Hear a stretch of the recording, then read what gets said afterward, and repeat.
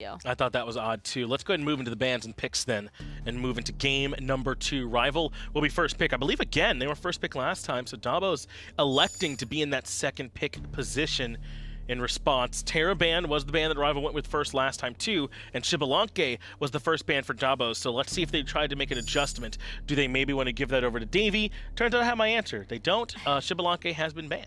I think it's for the best that Xbalanque stays outside of the playing field here, because it's just too controlling dealing with that Darkest Nights inside of the team fighting areas, especially since a lot of these engagements tend to take place between experienced teams in those objective pits like the Gold Fury and the Fire Giant, where one Darkest Nights really could just make a team fight entirely too strenuous to try and continue engaging. But the Jing Wei as a secondary ban there for Rival, that strikes me as a little bit odd, and is definitely a heavy call out towards Vaporish that they do not want him to survive this game. They sure don't, but I mean, I might have been more worried about someone like an Uller. He often goes there when he feels like the team's back is against the wall and picks that pick out, but no, it'll be the Hachiman going to be going over to coach this time. But the real headline is that Dobbos have decided yet again that the Merlin was not the issue. They banned the King Arthur, they banned the Xbalanque, and instead of the Achilles, they prioritized the Hachiman. So that's some of the differences. They do let Merlin through again, but they go Hachiman Osiris instead of Achilles Osiris. I think I prefer this, though, seeing the Hachiman as opposed to the Achilles Osiris, because you already tried to do your double warrior frontline, and not only that, but I am convinced that Davey would have wanted this Hachiman for himself against Vaporish, because with Jingwei being banned away and Xbalanque being taken out of the picture as well, I think Hachiman arguably is the next safest hunter you could possibly pilot in that dual lane. Well, the DineOhSaw selected, and I'm thinking that this one is for DineOhSaw. Someone who, you know, was a big part of why Coast is so good. I don't think he thinks Coast is out there doing it by himself. DineOhSaw was the one supporting him for a year and a half, you know, and getting him into positions where he can do well. So my man showed some of that last game, a great job on the DineOhSaw, and perhaps going back to that one again. Though it does have a little bit of flex potential, though with the Achilles already on the table, I imagine that's for him. Janus comes back out, though, for Fly. This is really just a Hachiman instead of an Achilles is the adjustment they need to make here. Is that what you see too, Taco? I would be hard-pressed to believe if they try to run switchback on that Hell. I don't think that they should try to run it back with the Hell. So it's not like a pure salty run back, but as far as the Osiris and the Janus were concerned, I don't feel like those were problematic choices for Dobbos Disciples in game 1. I think that they just weren't able to be used as efficiently because of the constant pressure that Dobbos Disciples was under from Rival. And if anything, I almost want to see this DineOhSaw for Rapio, although I'm kind of skeptical at the same time that it is intended for him. Yeah, I do think likely it'll be for DineOhSaw. As the Wheelish gets banned yet again, they really weren't just worried about it being paired with the Jormungandr so much as just that a Wheelish is good in Rapio's hands in and of its own right. So they banned that one away again. Rival take an eye towards the Odin and ban that one out, perhaps thinking Dobbos would want to snatch that one up for themselves here in this next pick. But it's Bacchus that's been picked up. That's what's going to be heading over to Switch most likely in that support role. So still what's on the table is what exactly they can be given to Colossxl in the jungle as Freya comes through for Davey. That's a ton of early pressure that they just picked up. A decent source, or a secondary source of magical DPS as well for Rival to try and better sort out their damage dealers against Dobbos. But I like the Bacchus because Bacchus can displace and cause a lot of heavy interruption for Rival's team composition, but that Batz to kind of seal the deal. I don't know, Finch. It just looks like the area control is so heavily in Rival's favor right now. It's a ton of setup, and they've got plenty of damage to knock it back down. Merlin and Freya can both make great use of the DineOhSaw and the inbots. Achilles in there executing and controlling as well. This might be scary for Dobbos. Taco, it sounds like you're leaning towards Rival. Am I right in that? Do you think this is the 2-0? I think this might be the 2-0 from Rival. Wow, that's at least what it sounds like over here on the desk. A 2-0. Dobbos going to do everything they can to absolutely prevent that. Let's move into game number 2 to Aggro and Toli. Thank you, Finch and Taco. Dobson trying to quell his disciples, his old team on the other end. This one, absolutely critical. This is basically MSI on the line, Toli. Yep. As long as these teams do what we expect, which is win out from here. Rival are 8-1, Dobbos Disciples at 7-2. That's how close this #1 versus #2 seed is in Switch. And Vaporish Coast gonna bring the early pressure onto Davey, but look who's next. Great ring toss there as well. Gets both relics out from Dobbos Disciples duo lane. DineOhSaw not starting over in the solo lane, neither is Switch this time around. A more traditional support from Switch. I've got a feeling we'll see more damage from him on this Guardian than we did on the Mage last game. Bacchus definitely known for bringing the deeps, even out of the support. Especially with a switch up, being able to chug at level 1, getting the extra magical power and the mitigations just for being drunk and smashed this early on. Not going for the purple buff quite yet as Rival. They want to be sure that they can get level 2 off of this next wave before they go for any sort of shenanigans. But Colossxl Switch gonna try and beat him there. Start of that purple, no way they have time to finish it before a contest comes. Instead they'll settle for the smalls and get some level of XP and gold, cough up the buff itself. I like that call. There's no way they secure it anyways, so may as well get some degree of gold in XP. But going to lose a lot of gold under that tower now. Dobson hitting level 3 is going to concede the left side mid camps just to ensure they get their own right camps. Both mid mages getting the red buff for themselves and now getting their own purple buff. This race to level 3 should favor out Rival once they clear this wave. The Mercury this time instead of the Achilles in the jungle for Colossxl. I was saying that I don't think there was enough damage in the late game coming out of the jungle. I think that this pick will remedy that naturally. Yes, but the early start of going for Boots 1 as opposed to maybe a Katana is a little interesting to me. This leads me to believe that Colossxl wants to finish the Talaria Boots as quickly as possible, but conceding a good amount of power, like 10 power and a little bit of movement speed, it's not too bad, but then again, you start with less gold by going for that option, so maybe less potions is the difference maker for Colossxl's thought process. He's gonna have trouble finishing this buff, and indeed Rapio gets all 3 with that monkey toss. The Boots 1 start certainly hurting Colossxl in that regard and stealing away camps and things of that nature. But his speed coming up right about now, so he'll be able to go and finish that off. That should give him enough gold for Talaria, especially with how few pots he seemed to have built.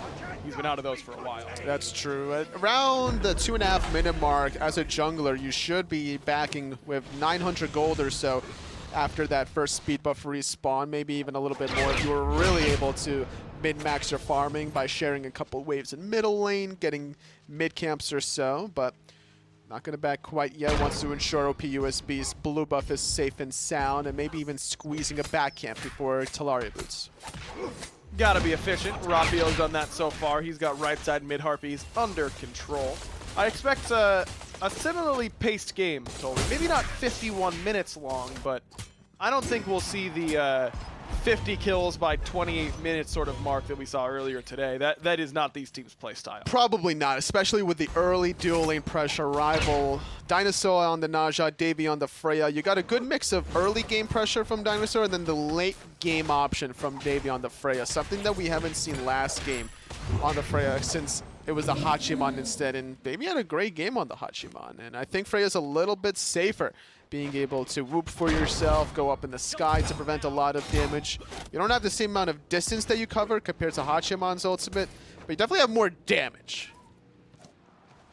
DineOhSaw got soloed last game, nearly found a couple solos of his own, but wasn't quite able to get them done. Steal not there for Colossxl, overhand smash gets it for Rapio. It's twice now that Colossxl attempted to look for invade, didn't get any of the backcams, not even one single small minion, so he's been wasting a lot of time. As a result, now you're seeing a difference of 10 stacks in the Assassin's Blessing and about half a level, maybe even a full level between these two junglers.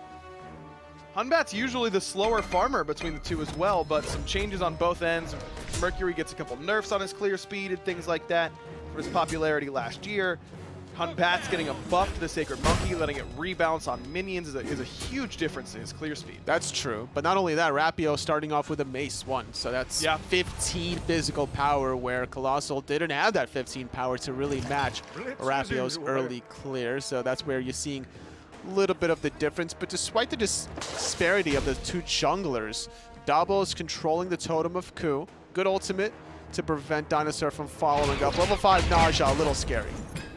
Predator's getting pretty low on this right-hand side. USB trying to hunt him down, but blue buff already gone, of course. Rapio there. He will let Predators back, and teleport isn't the option for him. Instead, Predators went for the blink.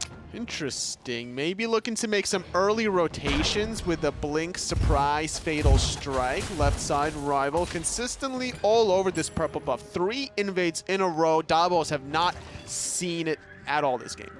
Red buff's up as well. Rapio a bit hesitant, though this feels like a pretty good fight. I mean, you know Fly's ultimate is down. It feels like a good time to engage, isn't it? Especially when DineOhSaw didn't have to use the Windfire Wheels. Without that ultimate, Fly could have to be forced to use the Purification Beads, especially when you have OPUSB having teleport, although it is down for 140 seconds. Maybe that's something that they're worried about. Not sure if Rival knew about that relic timer or not. Coast gonna take one shot from the Freya. Much different than Freya was not that long ago with the big burst damage off the whoop. Now it's more consistent, sustained damage. And Davey did start with ring 1, but is building into the boots right away. It feels like the majority of time that Freya feels really strong right after she finishes that ring, as Rapio gets beads for his ult.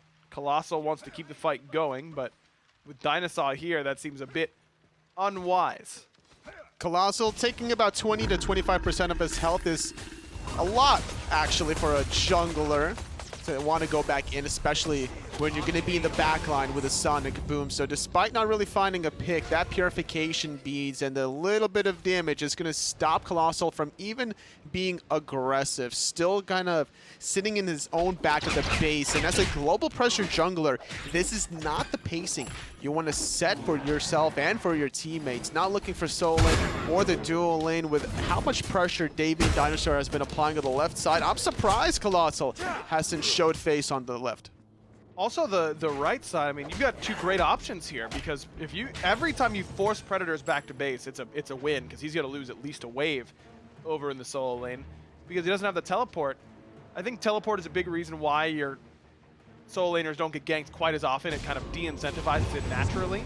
But when they're not gonna pick it up, isn't that a great opportunity to gank? It definitely is, because like you mentioned, you're going to force them to miss a wave because you're not going to kill a solo laner with or without teleport. That's just not happening unless they're egregiously out of position, hugging your own tower line. But that's not something that we're seeing out of Predators quite yet with the Blink Relic. But I'm more surprised that we're not seeing the ganks on the left side, because there are kill potential threats there of Davey, right? Like, you want to shut, not only do you want to kill Davey, but like, you can't allow him to get to that late game as a Freya, or even the mid game. He's already through his boots in ring 2.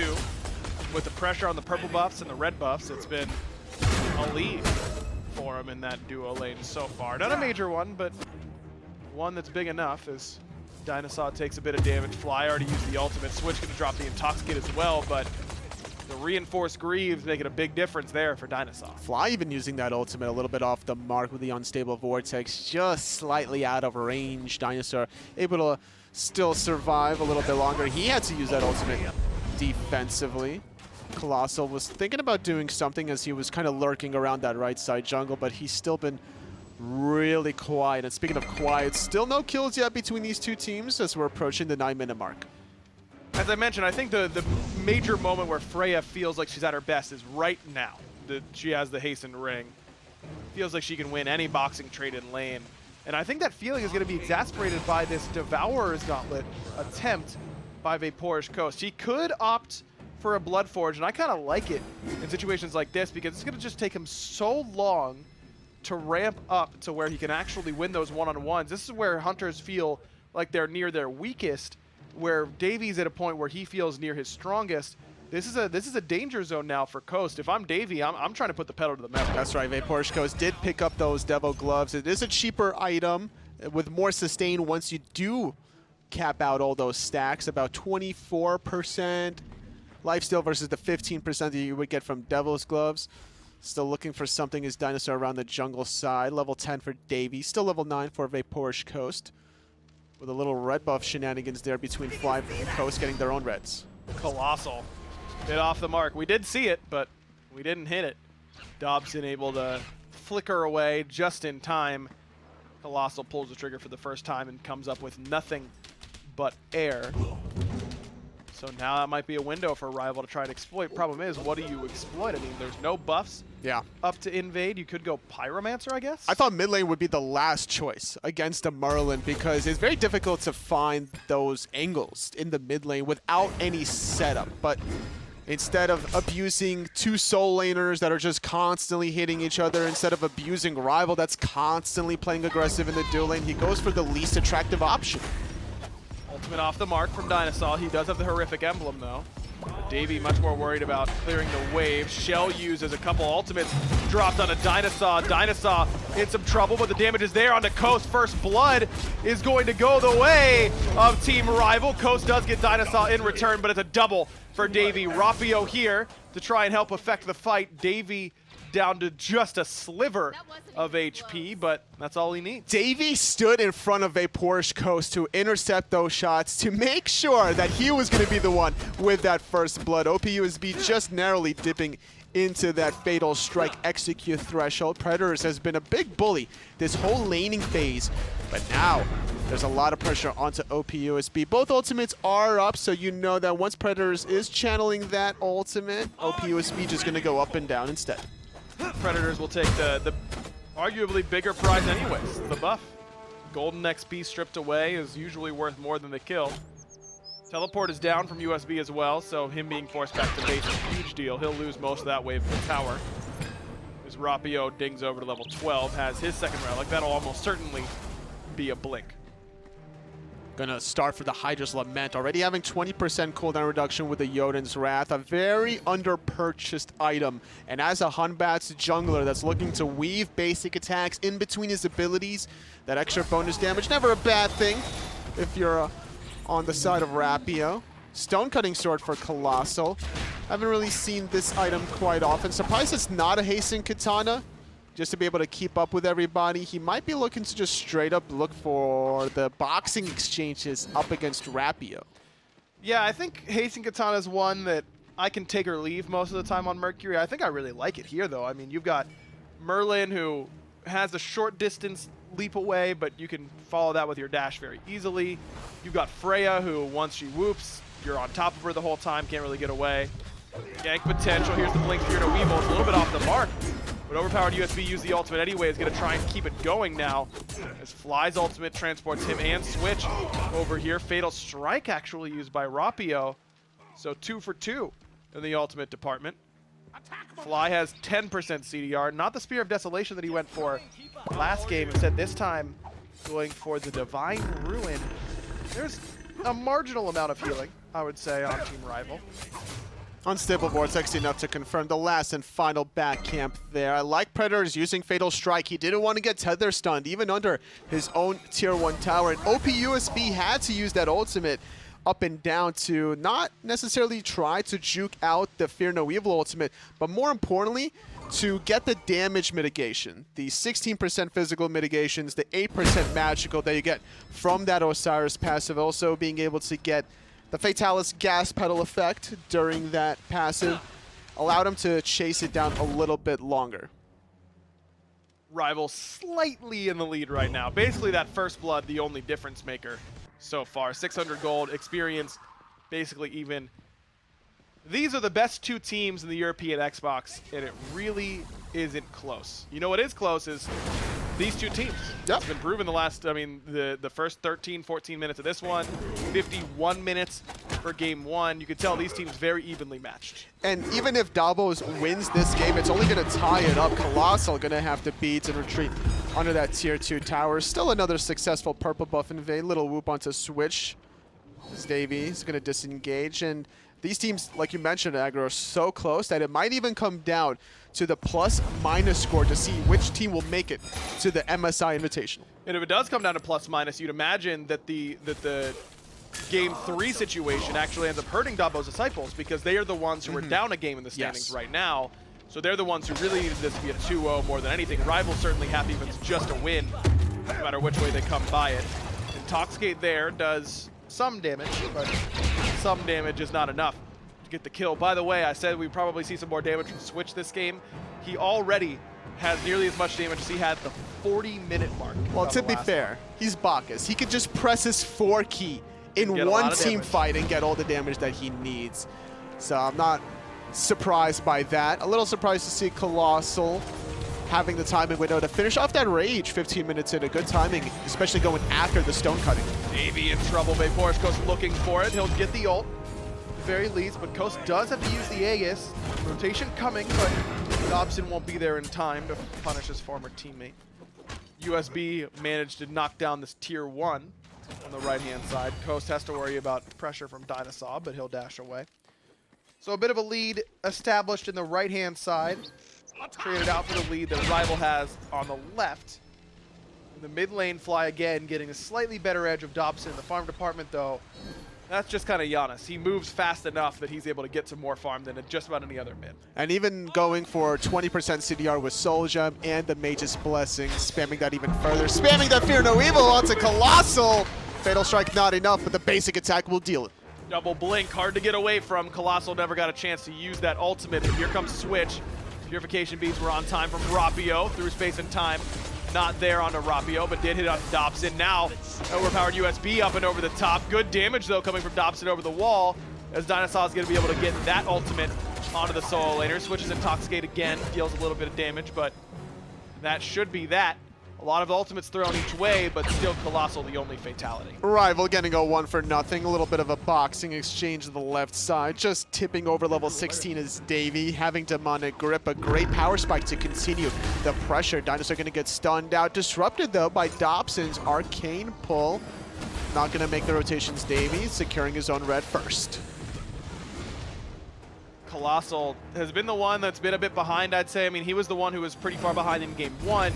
And usually in these types of matches where both teams are very, very even, it comes down to one or two individual players outshining their opponents. And I think that it's safe to say that Rapio has done that so far. I didn't notice if Colossxl back to finish the purification beads or not, but eating out that full Fear No Evil is not what you want to do. They were down. They were still down from Fear No Evil earlier, I believe. So that was a big telling point. But now Colossxl's making a play onto DineOhSaw, going to get stunned out. Will use the beads. First casualty is DineOhSaw.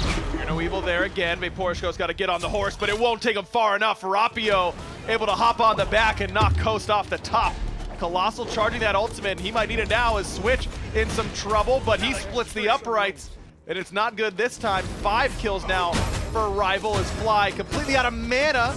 Won't matter that the shield misses because Predators has that long spear and puts the pointy end right into Janus. He gets the kill in the mid lane. Man, Achilles is so good about doing damage. Doesn't matter if it's jungle or solo. Predators second top player damage of the game, first on his team. Gold Fury going down at the 18-minute mark. A very conservative Gold Fury with the pacing of this set. Game number 1, many more kills by this point in the game, but slowing it down a little bit on both fronts. But now that these teams are getting more items, more damage online, Rapio with Hydro Cement, Crusher, Jotun's Wrath, plenty of burst damage from Rapio to start looking for these aggressive plays. If I'm Rival here, I'm calling a group up and let's fight, because look at the purification bead situation now for Dobbos Disciples. All on cooldown, and Rapio has Blink, Fear No Evil.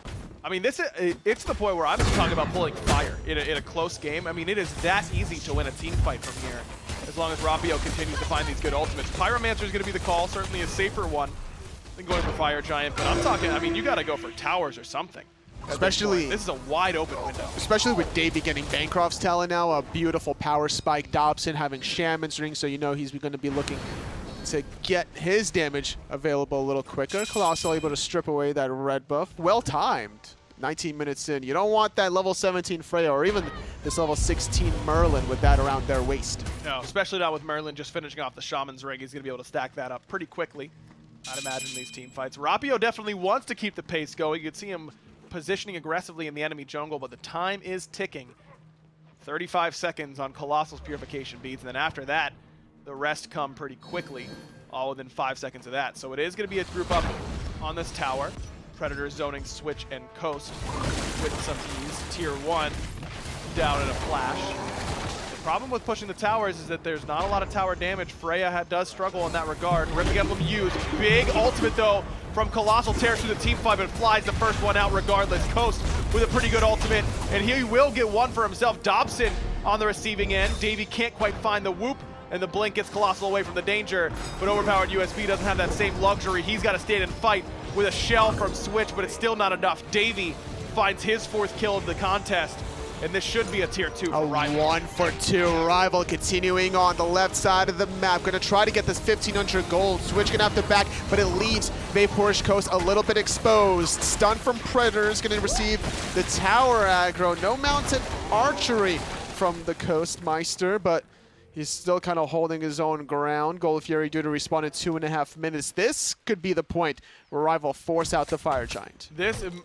I'm very impressed with the way Rivals played it, though. I mean, you can feel exactly what I'm talking about. They know the purification beads are down from Dobbos Disciples, and they will take any fight that they give them. And when they don't give them anything, they group up and force it to happen. Good target prioritization. Fly has been the guy for Dobbos Disciples so far. Coast has been really handled so far, honestly, by Davey. Kudos to Colossxl for pulling the trigger on the Sonic Boom that last Yes. engage. Even though it was outside of the tier 2 tower, there's few opportunities in team fights to find such an angle that he did. Behind the tier 2 tower, lands onto Dobson. Even OPUSB jumping over the wall, getting the Merlin out of the equation early.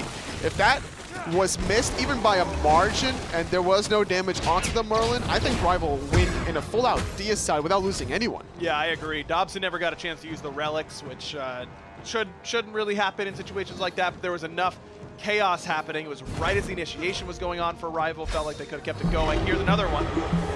It'll get an ultimate and a set of beads. Colossxl in trouble. Fatal Strike interrupted.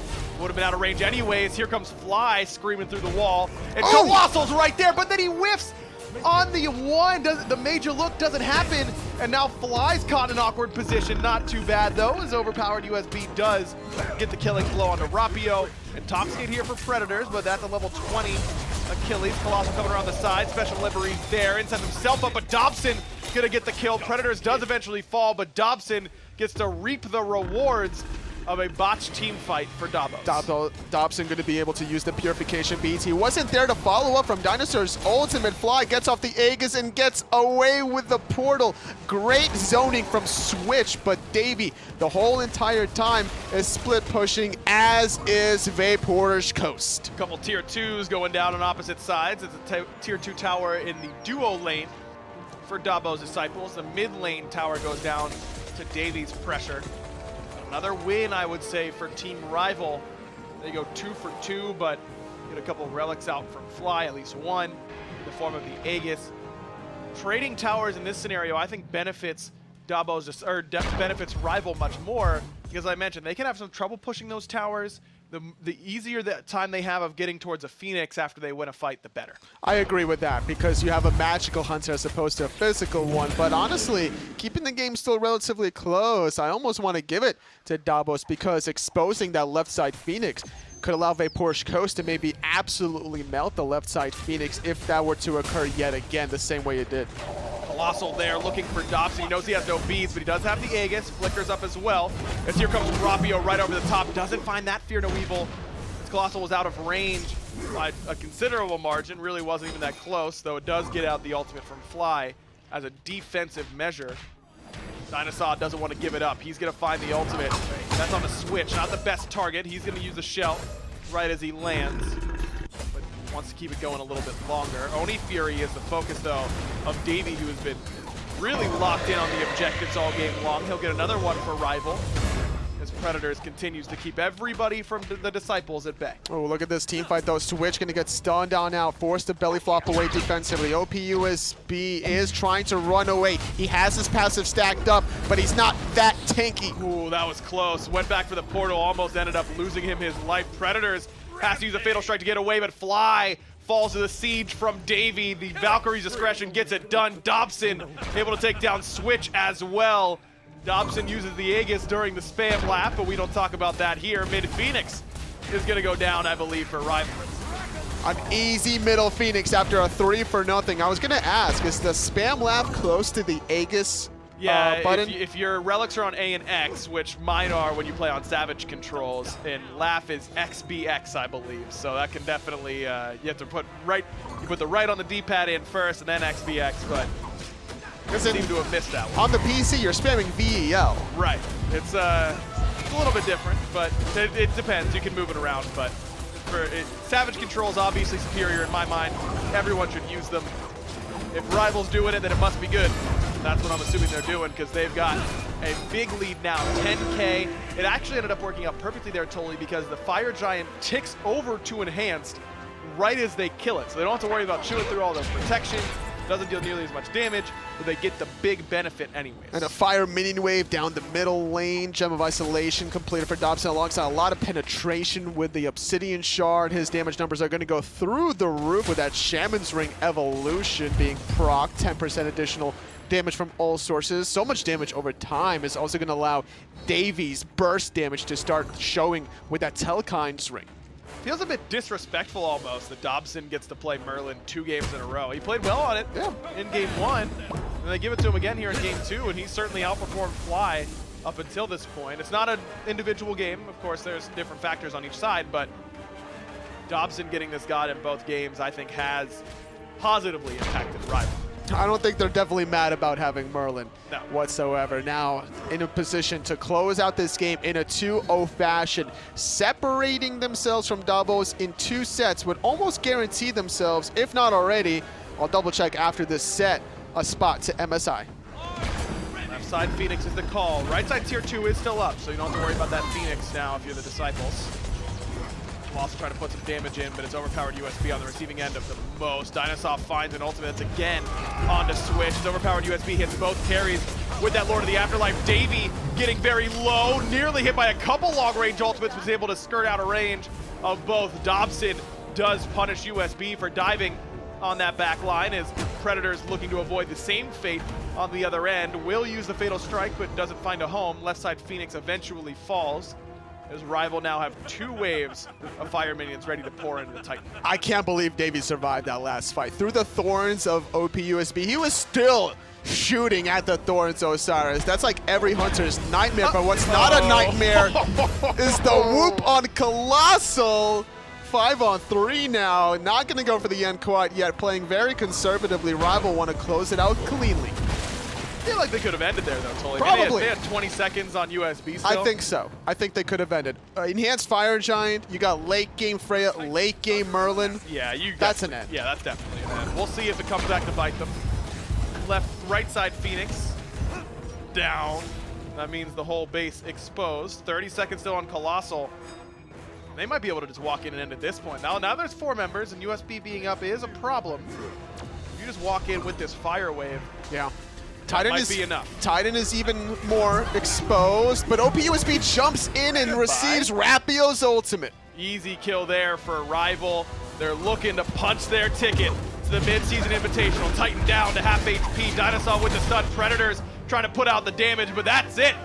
28 minutes. Rival end up winning and basically putting themselves in a near guaranteed position, if not already guaranteed, for MSI. There was just not enough pressure from the global Mercury. Yeah. I think Colossxl missed a target. His first attempt with that Sonic Boom was in the mid lane. He misses it, sure, but it was probably the least attractive option going on Merlin with how aggressive both soul laners were, with how aggressive Davey was alongside DineOhSaw. He goes for mid instead. Look, as I said, usually in sets that are this close between 2 teams that are so evenly matched, it's usually 1 or 2 players who make the difference. For me, it was Rapio in this one. Great play from him. Let's throw it over to Finch and Taco on the desk to break it down. Rapio did look strong, so did the rest of Rival as well. Congratulations to them, as they really have all but secured their spot up at the top, now barring any meltdowns, of course, up against the likes of European powerhouses and the rest of this scene. But what an important match, and they were able to come in and find the 2-0, a clean win over Dobbos. What did you see here, Taco, that really hurt Dobbos and helped Rival elevate to this level where they could look so strong? I really do think that Rapio just came to play today. He really showed up for his team, and it felt like, as a whole, Rapio's influence over the matches, because he was having so much control over the jungle and really being super restricting against Dobbos' backline, that it allowed Predators to also kind of stand up. I think DineOhSaw as well had some great initiation moments, as well as instances where he had really strong peel. So as a whole, it just felt like Rival played clean. I'm with you too. I think they highlighted Rapio, but I did really want to talk about DineOhSaw. I think that he had just that next level performance that you want from your support. I think it was 0-2-13 to end that last game as well. A part of only 5 kills happened without him or something around there. Just a huge impact he was able to have on the Naja. But what this really looked like to me was that Team Rival had a good idea of what it is that Dobbos wanted to do. I wonder if Dobbos will even regret going with that second pick twice in a row, because they let Dobson play Merlin twice. Something you almost have to do if you're in that second pick, because Sheba and Arthur and Merlin are all there to pick from. I wonder if they're going to regret either letting the Merlin through or taking second pick twice. It's not even necessarily that, you know, Merlin's going to do it all alone, but it's just taking the risk, because you know what kind of shred and objective burst damage a Merlin can provide. So it constantly felt like Rival just had the one-up in a lot of those objective dance situations, right, in comparison to Dobbos Disciples, where if you want to try and outconfirm an objective, well, you're banking on Fly getting a godlike through space and time, or just a really lucky unstable vortex. It's not as consistent, I think, of objective damage in comparison to the Merlin. And also, Janus isn't really the same kind of initiating factors either. If you invest that through space and time for your initiation, well, then you expect that Dobbos Disciples really only has that period of time to work in. Otherwise, they're going to have to just look for a clean disengage. Rival just had every single corner covered. It really did feel like that. I also felt like Fly didn't have quite as impressive a performance as we were used to from him, or even to match game 1, where I thought he looked much better. I also think that the support matchup, not to harp on too much, definitely favored Rival here. Dobbos couldn't quite get Switch comfortable, it felt like to me. The Hell in game 1, he was definitely good, but Rival did a really good job of itemizing specifically to stop him and mitigate what he was doing. And then in game number 2, the Bacchus didn't seem to be all there for me as well. There's just a couple questions, man, that pop up, and that's all that it takes for a team like Rival to take you down. It's just letting Rival have those comfort picks, Sure. I think, is really what it boils all down to. Is a Rival were just clearly more comfortable in play and in practice in comparison to Dobbos Disciples this go round. Let's go and take a look at those standings then. They should have been updated after these matches today. This is again for Xbox EU. Team Rival up there at the top with only 1 loss. Dobbos now looking up at them, not just down 10 in the plus minus, but down 2 wins as well. So very, very difficult for them to catch back up. Even if they tie, Rival would own the tiebreaker, I imagine, here at this point. So Ricardo and EP certainly out of the running, and now it looks like Dobbos is as well. What a monumental, just a huge win for Rival towards getting this team to MSI.